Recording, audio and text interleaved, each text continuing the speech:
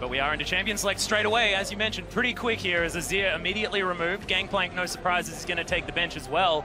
Viger and Mordekaiser follow. Looking pretty standard, but lots of mid lane focus. There's the Tahm Kench band away. Yeah, exact same bands here from ahq. Not really a surprise. Cloud9 will not get fire picks in the mid lane for Incarnation. Question is that Lulu going to be the final ban here, and are they going to hand over that Elise to Mountain once again? Yeah, I think you can leave the Lulu up. Mountain's probably going to prioritize the Elise, so I would try and maybe spend a band on... Ooh, I was going to say TF, but I guess they're more scared of the Fizz. They took no time in picking up that Elise. Of course, probably still the most first-pick champion of Worlds thus far. Already had a pretty considerable statistic, and now, so far in 3 games, first picked every time. Her early game is just dominating. And you can see the difference between an Elise hitting cocoons and missing them does mean everything, but Mountain showed towards the end of the game a lot better performance on his Elise. Well, yeah, he did started with a couple snafus. Started with a couple snafus early. Just working out the cobwebs, guys. That's what you have to do. But in the later game, he did help considerably with a lot of those picks. As you were saying, started 0-2 and ended up going 3-2 and 5. Yeah. So 3-0-5 in the interim into the mid game, and it will be Darius and Lee Sin once more for Cloud9. Yep. And I would say if it ain't broke, don't fix it, but it was pretty broke in the last game. So hopefully they can figure something out for the rest of the picks. Mountain considering Albus's Thresh one more time, and that's the pick combo that they managed to dismantle Invictus Gaming with. I think you just go for pick. How did C9 lose that last game? Just get crowd control in all the lanes. They can play the Gnar. Ziv has had a great Gnar game so far in this tournament. Play it into the Darius again. ahq, they already banned out the Tahm Kench, which is a great counter to the single target pick here. So, and I mean, Janna does have her weaknesses as well. Can get blown up before she can even react. So I like it. Take the Thresh, take the Jinx. Those are going to be locked in. You have tons of gank pressure now on that bottom side, just like we saw in the last game with the Kennen and the Shen combo. So you have a lot of change CC in both of these 2 lanes. And C9 now going to be looking... Will it just be the Tristana Morgana? So you can do that, and you can go with a Lulu Morgana combo and Black Shield plus Lulu Speed at Darius for the ultimate Juggernaut. But even so, the Lantern, there's nothing you can do to stop Thresh saving someone on the front with a Lantern. Oh, it's the Braum instead here for Cloud9. So Elimination going to be bringing the chair to the bottom lane. Now ahq to round out their lineup. And does Westor just default back? He just looks down his list of mid laners. Goes Twisted Fate, probably the one that I'm going to go to next, because that one's not banned away. High probability, but Cloud9 are saving their mid lane pick for a counter pick. So Twisted Fate pick. I know that Westor is very confident in his Twisted Fate, but Incarnation also quite good on Assassins. LeBlanc is still up, and Incarnation's been quite good with LeBlanc as well. Yeah, the Gnar not really a surprise coming in from Ziv. Had an outstanding performance on that champion already. He's just been all around so good for this team. Yeah, got a fair bit of inspiration from Huni in that last game as well, who played an excellent Gnar into that Darius. And Twisted Fate, no surprise, going to be locked in. Well, if you're ahq, maybe you're willing to take that risk with the TF just because you just saw how C9 lost. You know if you were very aggressive, you're constantly diving those side lanes, you can get an advantage. Plus, you know, TF does have a great setup for Elise. If you gold card, then it's a guaranteed cocoon to land, so there can be a lot of pressure put on mid, even if there's an assassin there. And it comes down to the 2v2 outplay. And as we saw in the last game, Cloud9 did lose the first 2v2 in the mid lane, which then snowballed against them. Well, taking some time here to lock in that mid lane pick for Incarnation. So what he does take away. Of course, his 2 main champions so far at Worlds have been the Azir and the Viger, but he's got a whole lot up his sleeve. We'll see whether it is the Orianna again. He could go back to that. Yeah. But you probably, it just doesn't feel fun to pick a champion that you lost with last time, and looks like the Lulu. So they are going to grab the Lulu after all. We'll see if Incarnation can put enough pressure on TF to keep him from gaining map control. Westor's TF is famed for a reason. Yeah. There's something constant in League of Legends in Westor's champion pool. So it will be exciting to see him on a legacy champion there, and we can talk about Incarnation being pushed up in that lane, but with the targeted CC on the gold card, like you were saying, Kobe, into the cocoon, sometimes even Whimsy isn't enough to get you out of that situation. So Mountain prowling around the mid lane could be dangerous. Yeah. The other thing I am going to watch out for, if they do seek that 2v2, lane pressure is going to be really big to allow the supports to roam. If Albus also roams, then that just makes it so difficult for the Lulu lane, because he can also come from the bottom side with support ganks. If they do that, though, Cloud9 have high kill pressure. Tristana Braum, if the support ever leaves their lane, Tristana Braum can look for a dive. Yeah, we'll see whether they can actually make that one work. But ladies and gentlemen, tell us who you think came out on top in the picks and bans by tweeting at LOL eSports with the hashtag ahq win or C9 win, and we'll see who has the edge coming into this game. And, you know, so far, Westor on his fabled Twisted Fate, coming off a pretty decisive victory against Invictus Gaming. And we'll see whether High able to rally the team and pick themselves up after that Fnatic loss for Cloud9. The trends have been really interesting today. I mean, we're only into the third game, but ahq plays a pick composition in that first game of the series against IG, manages to control Vision well enough to eke out a win in spite of a shaky early game. C9 comes against Fnatic, gets dove by what is effectively a pick composition, has a lot of trouble. So ahq, they already showed us today that they're good with this kind of composition. C9 may be a little bit weak. They have to overcome that right now. Yeah, I don't know. The last ban there from Cloud9, going with the Fizz rather than something like the Elise, might come and bite them in the rear end here, as Westor is sort of forced onto a champion with wave clear. So now they do have I like the idea of as well. that one away. Oh, they've caught Ziv, though, and burn his flash. See if they make use of it, though. Going to have to target him early if they want an advantage off of that. And if they do a lane swap, then he can just hide himself until the flash comes back up in the jungle, going for double jungle, not even having to expose himself to a lane phase. A lot of deep vision now available here for Cloud9, who do get a bunch of wards down. So ahq already committed to that bottom side by the looks of things, as minions are going to spawn in about 7 seconds. Incarnation throwing out some flares in the mid lane. See what Albus is doing here. Just gets another ward in behind that tier 1 turret. And meantime, On will just head down and start out at the Krugs, it would appear. Yeah, Cloud9 recalling from the jungle there, but ahq moving straight in. It's actually very bold to go face check all of these brush after Cloud9 recalled, and they weren't sure they were still here. But nobody's punished for it on ahq's side, and they both start on top side with the double jungle. So both junglers will be ending down on the bottom side of the map. See if High can get the better of the Lee Sin versus Elise this time around. All the Krugs and all the Gromps are going to be dead. First 2 minutes of this game as Cloud9 are going to move towards the bottom lane, as are ahq. Mountain now going to be taking this one down. So see how this one works, as Ziv is going to have that 1v1 matchup against the Darius. And once again, here's an interesting variation on the double jungle that Cloud9 like to do. They have Balls take the small minions there and just go to lane and actually have High do the tanking. So Balls still has teleport.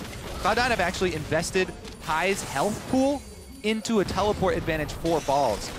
Ooh. So I want to see if they make use of that teleport early, maybe in the bottom lane, watch for elimination to try and get a ward deep down in this brush, and then maybe have them back off for an early teleport play from Balls, because otherwise they just lost out a lot of health on Lee Sin for small teleport cooldown advantage. Yeah, and it's not, in this particular situation too, with the way the pathing in the jungle is gone, it also eliminates really a possibility of taking advantage of Ziv's flashless state, because if you have a lower HP Lee Sin, or one that's a little bit delayed in the jungle and also simultaneously heading down to that bottom side, it does give Ziv a bit of respite in that top lane. So interesting trade-offs being made for sure. High actually might go for an early gank here. He'll probably take this crab as the lane is actually pushed in for some extra vision. And he's been able to sustain back up just fine, being Lee Sin. Yeah, it looks like sneaking elimination, pushing up fairly far in this bottom lane, so ahq might find themselves a little bit more difficult to gank here on the bottom side. And look at that. Balls, he goes for the strategy for top lane where you just quickly shove the lane in and then walk back to lane. So he's, again, saving his teleport. Mountain does find him, or he finds Mountain. Yeah, who's found who Kobe is. Mountain takes a heck of a lot of damage. Balls without the apprehend, not going to find Mountain on that one. Stops the counter jungle there, as well as gets a good health trade and burns the flash, but he face checks a second brush. Yep, don't make the same mistake again. Oh, Boomerang just misses onto Balls, has to blow the flash to get back under his turret. Getting a little bit risky right there, and now that range on the Gnar really comes into play. Are they going to push this all the way into a dive? He has no help on the way. Face checking that second brush, really, really risky there. ahq are definitely going to go for this dive, and High is not moving towards that side of the map. Can Balls get the outplay without his flash? Oh, there's a hook down in the bottom lane as well. Nice for Chompers, but it's only half the health of a Braum as Mountain's coming in. They're looking to try and get some damage on this turret. Well, they're toying with Balls for the moment, not opting. Dare he go for that cannon? No. Well, zoning him away from cannon minions, I mean, that's a victory. They actually do not want to pull the trigger here. They still haven't seen High, so as far as ahq know, High is on the way. This is interesting. We haven't had too many instances of a 1v1 in the top lane. Wow. Where the jungler will just come and help right there, and you can see Balls getting a little gun shy right as the Mega Gnar comes through. But Mountain using that Elise, one of the better champions for helping out a top laner take a turret, and the double range versus the melee means they're going to get it. Yeah, Mountain really turning this top lane matchup right back around.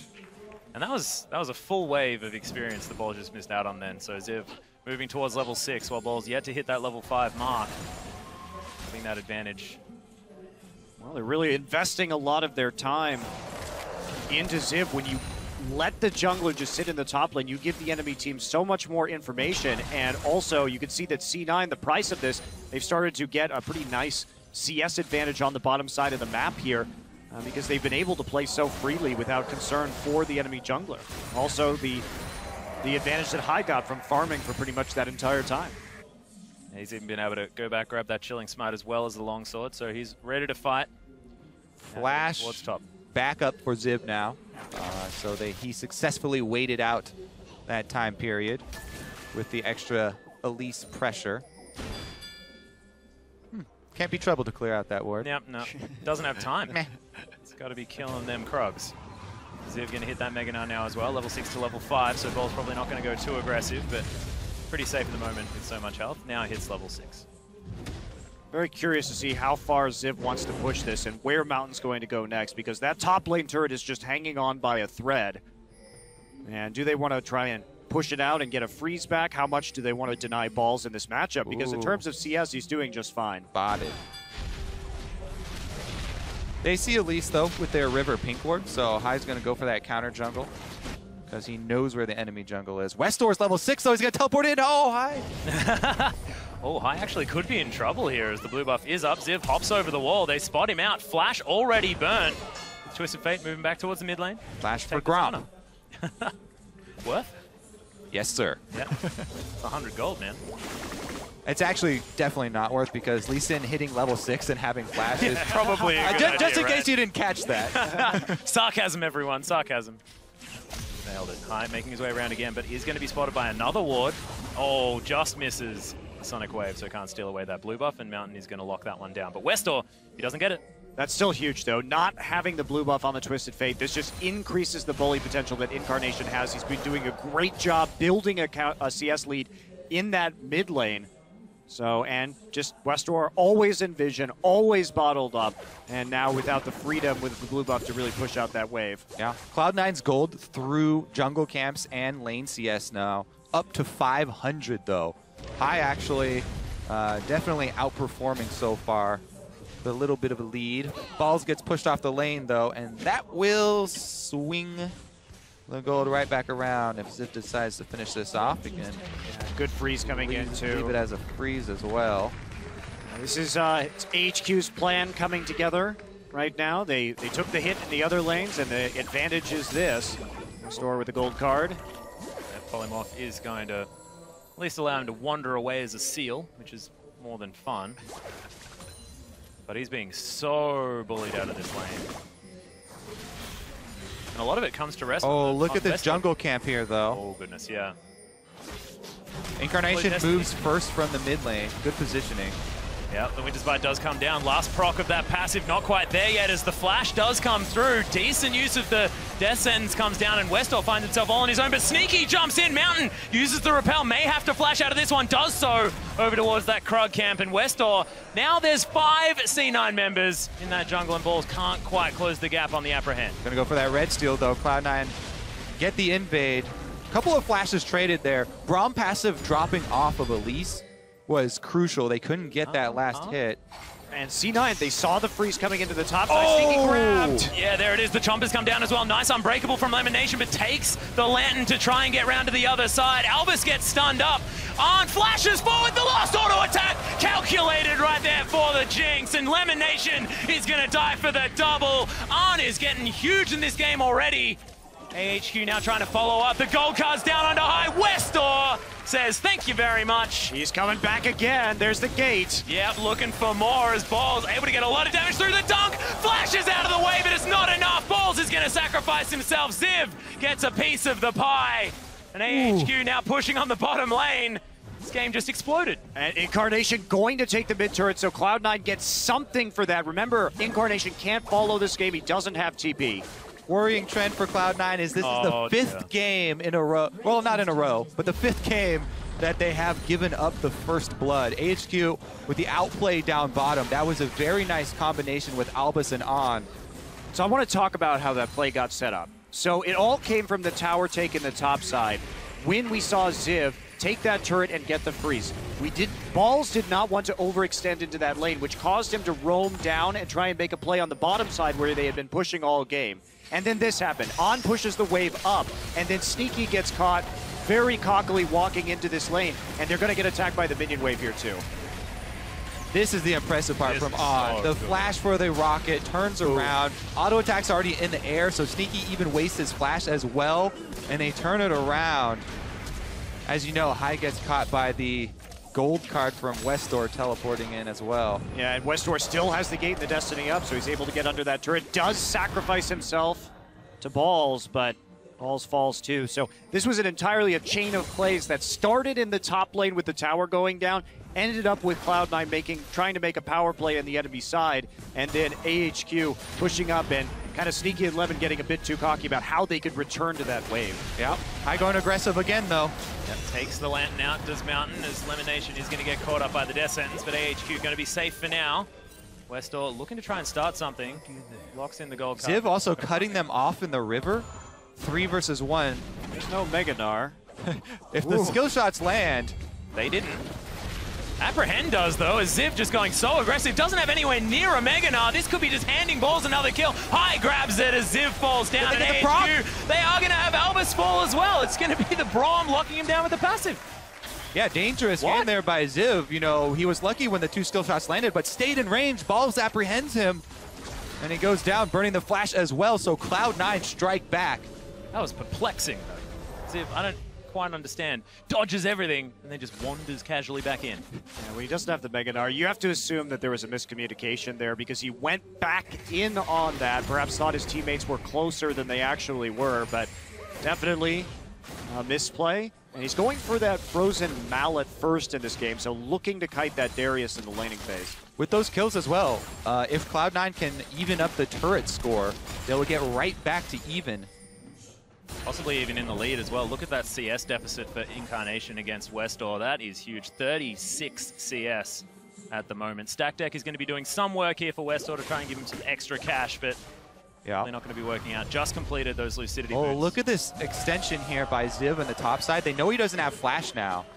And High working his way up there. They saw Ziv place his ward over the wall of the tri-bush, so High should know that there's no ward actually in the tri-bush, and he could get behind Ziv right now. If Ziv shows himself in the lane, I would really look for High to go cut him off. But it looks like they aren't going to go for it.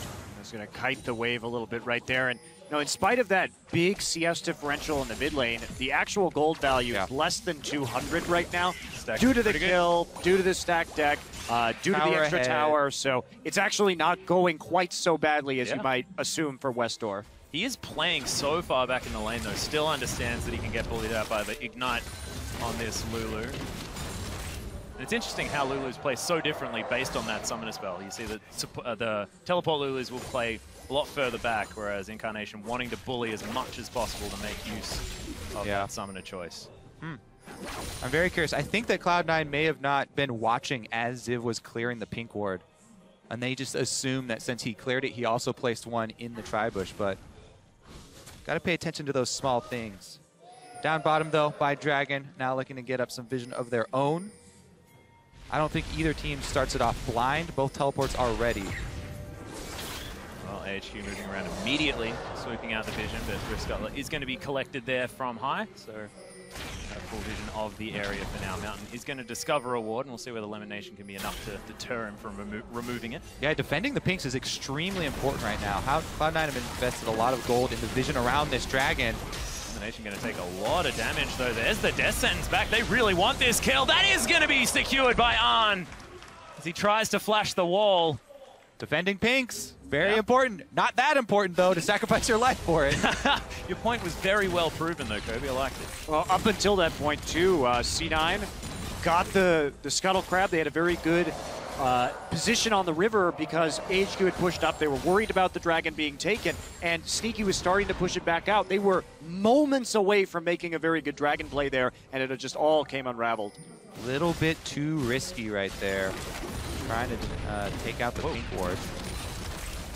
Explosive Shot doing some work there under Arn. He's going to play a little bit further back, but 3-0 and 2. 100% kill participation for this Jinx, and we mentioned how much farm Arn gets for ahq.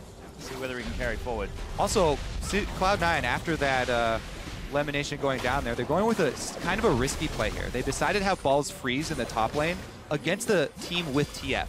Now, if the top laner freezes like this with the lane so far in Cloud9 territory, makes it hard for Ziv to go up there, yes, and try and CS, but it encourages ahq to make a play on the other side of the map. So Cloud9 on that other side of the map have to play very defensive. Well, some items coming in here for ahq as well. Frozen Mallet now completed for Ziv, as well as the Infinity Edge for Arn. And as far as single item power spikes are concerned for AD carries, it's a pretty good one there for Jinx. ahq needs to make a play right now. They can't just let balls freeze at tier 2 forever. They need to just start putting pressure on the Dragon, start putting pressure on perhaps the mid lane turret or the tier 2 in the bottom side, or start getting deep vision in the enemy jungle. Because otherwise, C9 should not be able to make this play right now. Cloud9 now reversing that top wave, ball starting to shove it, and they just burst the Dragon. Yeah, free. As you like. The death sentence comes through, but that was not going to find it, and Cloud9 locked down the first Dragon. You can see the trigger, though. 10 seconds before they start that Dragon, top wave starts pushing, and balls cues the wave. So they try and get top wave pushing again in their favor right before they go for the Dragon. So if ahq decide to commit, then at worst for Cloud9, they then have pressure again on top. Yeah, still a little bit late there, though. And that was a very greedy play from Cloud9, a very punishable play in a lot of ways. But those are the plays those are the calls that High will make, though. Well, it worked out this time. Dragon over, first of the game. Certainly did. Balls not so apprehensive this time around. Going to be able to lock down this farm. So Balls having a decent time here in the top lane. Definitely better than it was the last game. But about this time, it was inhibitors falling in the game against Fnatic. So definitely turning around and this game working a whole lot more slowly. That being said, ahq do still have that gold advantage by about 1.2. Now, High seeing ahq have so much pressure up here on the top, goes, smites his Raptor buff, gets the proc, clears out that one ward on the backside of the red. Doesn't have the charge left to see that one, though, but at least gets up some defensive vision for Cloud9 around their red quadrant. You can see right there, a couple of pings coming down from ahq on the bottom side. They don't have any wards, so take a couple pot shots with Jinx, but then Lantern right back out. You can see the cautious play, and it comes down to the vision now. ahq has to set up better vision. There's a slow. Yep, Gold Card comes down. The Unbreakable was there, though. Has to flash his way out. Does Westor. Cloud9 get a free summoner. Yeah, that's actually fairly key for them, because the thing that Cloud9, the reason that they're playing sort of defensive right now and playing cautiously and mostly defensive warding is because of Westor, because of the TF teleport. Taking out his flash, attacking the source of the global, does reduce some of that threat from ahq. Also a huge help that they got the mid turret down early, so he doesn't have that position of safety in the center of the map to operate from. Yeah, that was paid for with blood of the bottom lane. Yes, it was. The sacrifice. But decent ahq wards on the top side of the map. Means that Ziv could potentially get up there and pressure that inner turret. ahq moving everyone around, trying to get down and defend this outer turret in the bottom lane. Sneaky hanging around there, but not going to stay for too much longer. They got to set something up now. There are many opportunities here for ahq. Ziv now coming down into the mid lane, will be pinged out, seen behind the red. Yeah, the battle for vision is completely over this red quadrant. ahq trying to keep up vision so that Ziv can continue to try and push. But Balls is playing it really well, not overextending, not letting Ziv make use of his Frozen Mallet build. This Frozen Mallet build really shines in the long lane when Nara is able to try and chase down Darius and has distance to punish him. I feel like this whole last 7 minutes of the game has been all about vision. Denial, trying to set it up for the next objective. And of course, with Dragon not available, seems like the next logical choice for ahq would be sieging the mid lane, but just can't seem to do it. Incarnation with a bit too much wave clear at the moment and a 50 CS lead now on this Lulu, almost with that death cap completed. Some small things here too. Sneaky with the Avarice Blade during this defensive farming period of Cloud9, whereas On went for the extra power and went for the full zeal. Sneaky's Avarice Blade earned him 250 so far, as he's been able to clean things up. Lemon now actually getting the Glacial Shroud, so even though he showed an early Null Magic Mantle, looks like he will try and grab the... See whether Sneaky can keep that Avarice Blade for 600 gold earned, so he makes up for the 3 kills, evened it out completely. 900 gold would be the correct mathematics on that. Got a ways to go so far, but it's still early in the game. But at about 75 minutes, Monte Cristo. I mean, those were also assisted kills, plus they had nothing to do with Deal versus Atlas. There's no need to go into this. All right. You're happy now, though, because there's lightning on the field. Oh, thank goodness. Just distract Atlas with the shiny things. Exactly. The shiny things. There we are. Oh, that crit, though. Incarnation taking AoE. Damage. Speaking of shiny things, Super Mega Death Rocket, that's a goal. As the zap doesn't quite find it on the Incarnation. Westall wants it, blows the Destiny, but probably won't go too far. No, he's gating in, looking for something? No? Yeah, Incarnation dares him to come for the steal there. Recalls. Okay, Wildcard's not going to get there. The Braum shield doesn't do anything blocking those giant rockets that explode anyway, so the rockets just explode and they still hit both of them. Yep, the play back into the Flame Chompers there as well is going to secure High as the kill, and both towers in the mid lane. ahq pulling the trigger at 21 minutes. Incarnation comes back, but he's getting crit. On he knows when his power spikes are. I've been loving watching this guy play Jinx in this tournament. So aggressive, knows when to flash forward to clean up the fights, and he has that trust in his teammates to back him up. Done it a couple times already this game, and it has paid dividends. Huge pick there by ahq in the mid lane, setting him up to deal damage as they chained on Incarnation, and there's nothing you can do to protect against those Jinx rockets. So here's what it is. Incarnation is able to dodge the hook, but he goes back in and has to skirt around the Flame Chopper. So boom, Rocket explodes, still takes full damage. Rocket crits, still takes it.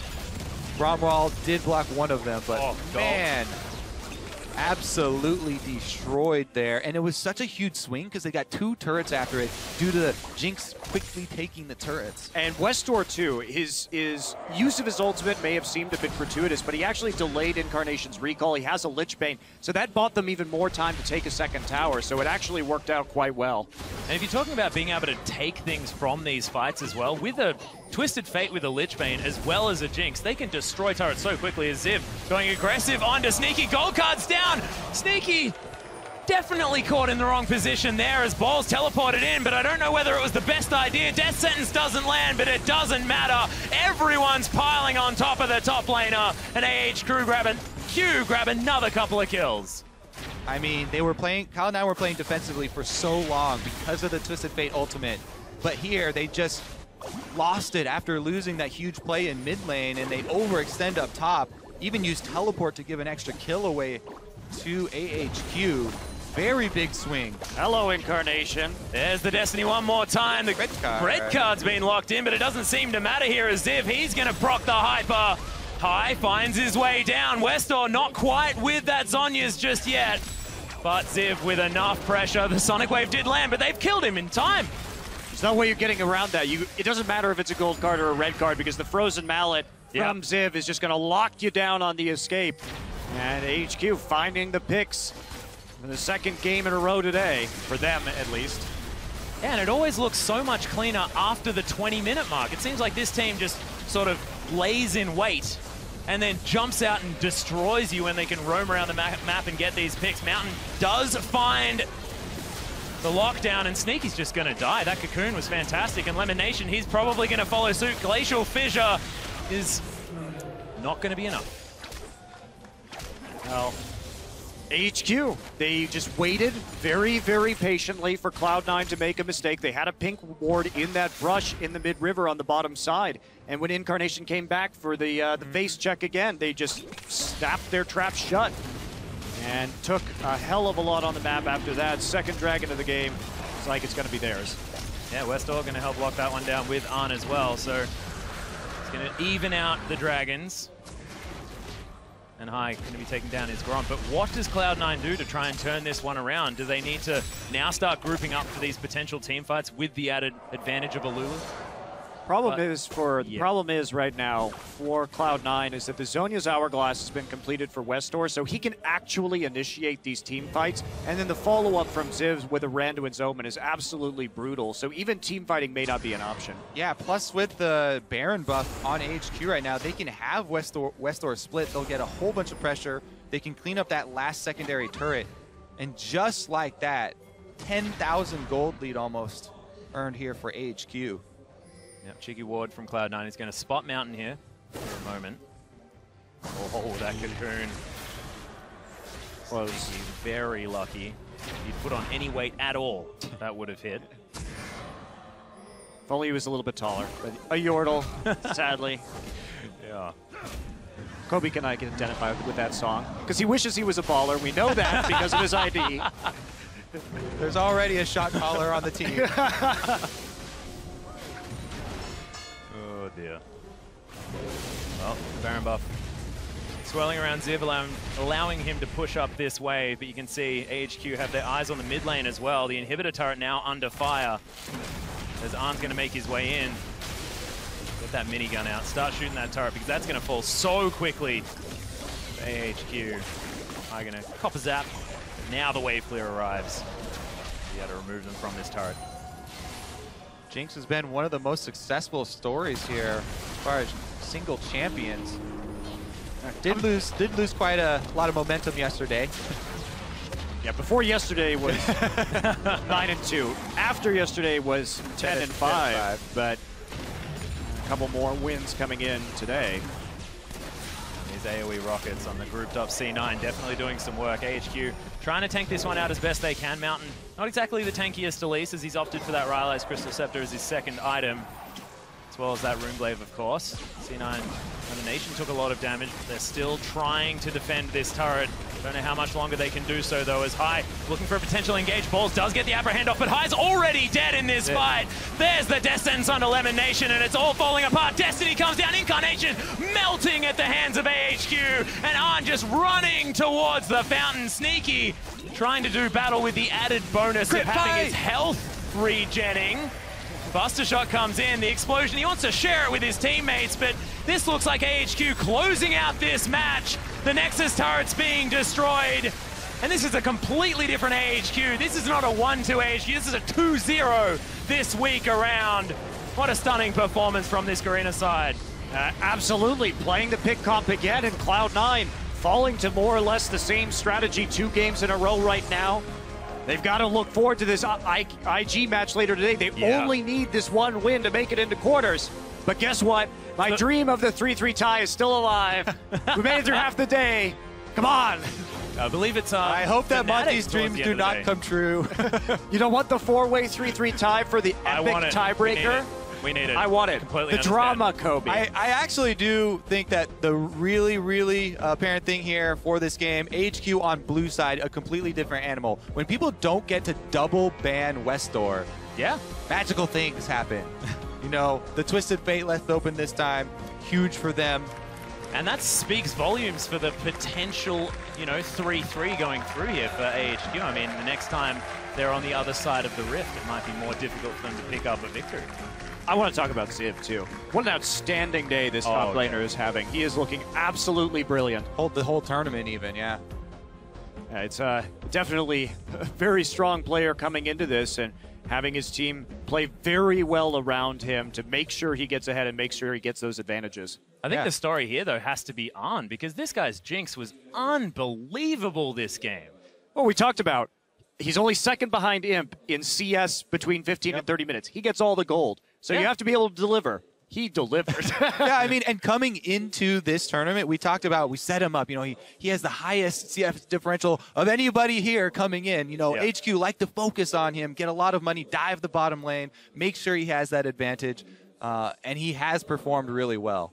Even though Westor is the most famous name on the team, Ziv and On, huge carries. Yeah, and Westor as well, he's more than happy to sit back, is that veteran, and that whole laning phase, he was under his turret. He was being pushed in the entire time, but just did exactly what he needed to on TF that game. Wasn't trying to take any glory, just clearing out minion waves with wildcards. It's very clear that ahq plays around their side lanes. Yeah. And Westor is just left to his own devices, but he does some work with a little, but he trusts the rest of his team to really carry the games. Yeah. And does it mean that... should. Well-placed trust. Well, that's a very good point. And we've seen him banned out, and the fact that that does give a lot of opportunities for other teams. But could we potentially see Mountain focus some more as well? Maybe get some more of these Rengar picks out, because the Rek'Sai / Elise seem to be his go-to picks. And the last two games, both Elise picks looked fantastic, and there are a couple of options for dismantling this side, potentially. Potentially, and I think another question, like Kobe was saying in the draft of this game, is do you just ban the Elise if you're on red side and you're Cloud9? Because